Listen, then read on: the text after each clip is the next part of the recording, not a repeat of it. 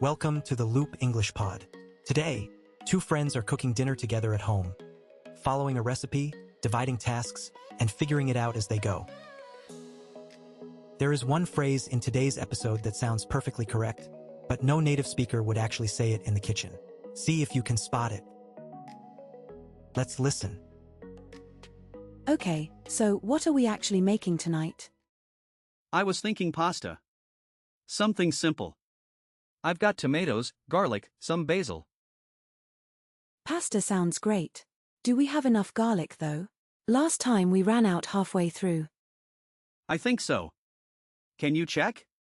It should be in that basket by the stove. Got it. Yeah, there are about 5 cloves. That should be plenty. Perfect. I'll start on the sauce. Can you grab the cutting board for me? Sure. Where do you keep it? Bottom cabinet, left side. Should be right there. Found it. Okay, do you want me to chop the tomatoes or the garlic first? Garlic first. I need to get the oil going. How fine do you want it? Like, minced or just roughly chopped? Roughly chopped is fine. It'll all melt down in the sauce anyway. Makes sense. Hey, do you have a sharper knife? This one's a bit dull. Oh, yeah, try the one in the wooden block. The longer one. Much better. Okay, I'm on the garlic. You put the water on. On it. I always forget how long pasta water takes to boil. Should we put a lid on it to speed it up? Good call. Yeah, lid on. That actually helps. Now let's break down some key phrases, starting with today's textbook trap. Your textbook probably taught you to say, "Could you please pass me the cutting board?" It is not wrong, but it sounds stiff and overly formal between friends. What you will actually hear is, "Can you grab the cutting board for me?" Or even just "grab the cutting board?" Much more natural. When Lena asked, "Do we have enough garlic though?" Notice the word, though, at the end. It softens the question and shows she's a little unsure. You could also say, "Do you think we have enough garlic?" Or, "Are we short on garlic?" Tom said, "I'll start on the sauce." The phrase, "start on," means to begin working on something. You might also hear, "I'll get going on the sauce," or, "I'll work on the sauce." And when Tom said, "Good call," that is a casual way to say, "That is a good idea," or "You are right." Very common in everyday English. Now let's listen to part 2. Oil's hot. I'm going to add the garlic now. Oh, that smells amazing already. Right? Garlic in olive oil is one of the best smells in the world. Okay, tomatoes are chopped. Should I throw them in now? Give it another minute. Let the garlic get a little golden first. Got it. Do you want me to add the basil at the start or the end? And is better. Fresh basil goes in at the end so it doesn't lose its flavor. Oh, I did not know that. Good to know. Okay, tomatoes in. Give it a stir so nothing sticks. On it. Should I turn it down a bit? It's bubbling a lot. Yeah, knock it down to medium. We want it to simmer, not boil. Done. Hey, does this need more salt? It smells a little flat. Let me have a taste. Yeah, it needs a pinch more. Hand me the salt? Here you go. What about pepper? I'll add some at the end. Oh, water's boiling. Time to put the pasta in. How much do we need? Like, half a box? Yeah, about that. Maybe a little more, I'm pretty hungry. Fair enough. I'll put in 3/4 of the box. Did you salt the water? Oops, not yet. Should I add it now? Yeah, always salt the pasta water. It makes a big difference. Here are more ways to express what you just heard. Tom said, "Give it a stir so nothing sticks." The phrase "give it a stir" is very natural in the kitchen. You might also hear "stir it around" or just "keep stirring." All mean the same thing. When Lena said, "It smells a little flat," flat here means the food lacks flavor or seasoning. You could also say, it tastes a bit bland, or it needs something. Tom said, let me have a taste. This is the natural way to say you want to try the food.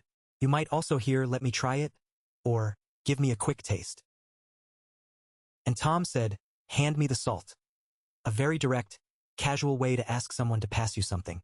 You could also say, pass me the salt or just salt, please. Let's hear the final part. Okay, pasta should be ready in about 8 minutes. I'll stir the sauce one more time. Do you want me to set the table while we wait?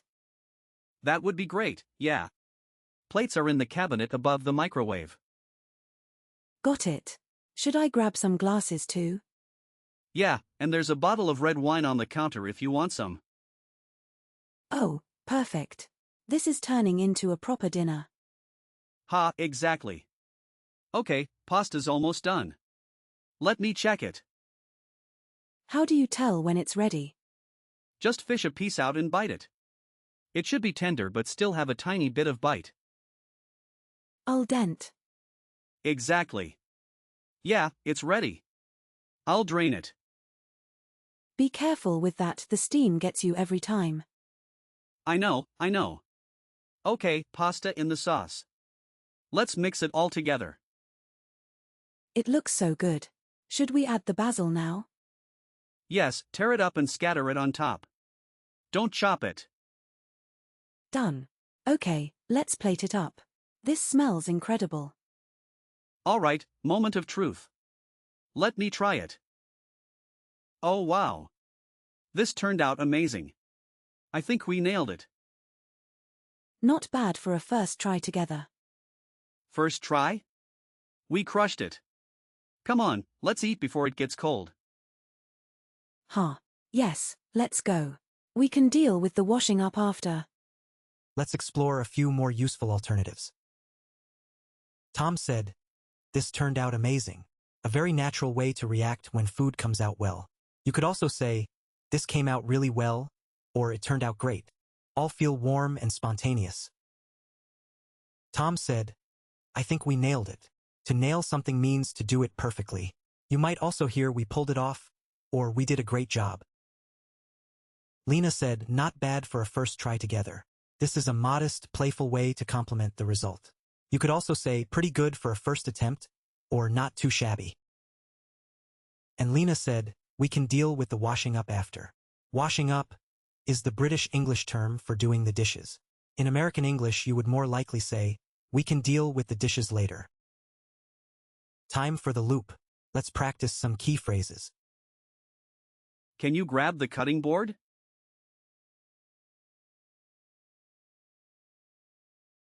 Do we have enough garlic though? I'll start on the sauce.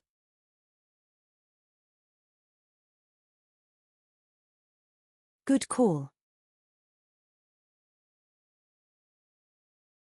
Give it a stir.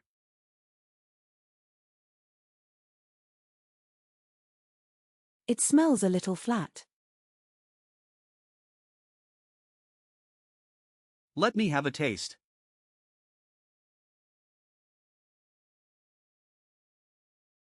Hand me the salt.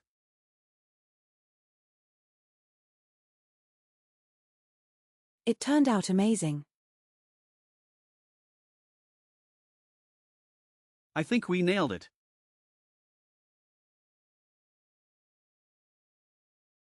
Not bad for a first try.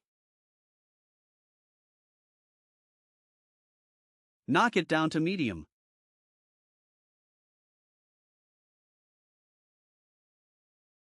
Should I throw them in now?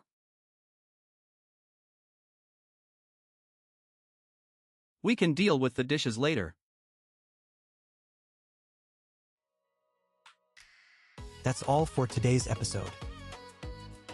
You just heard real kitchen English, the kind that sounds natural between friends. Keep practicing these phrases and they will start to feel like second nature. If you found this episode helpful, subscribe to the Loop English Pod so you never miss a new lesson. Here's a quick recap of everything we practiced today.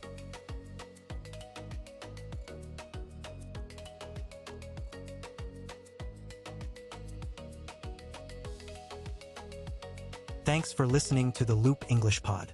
See you next time.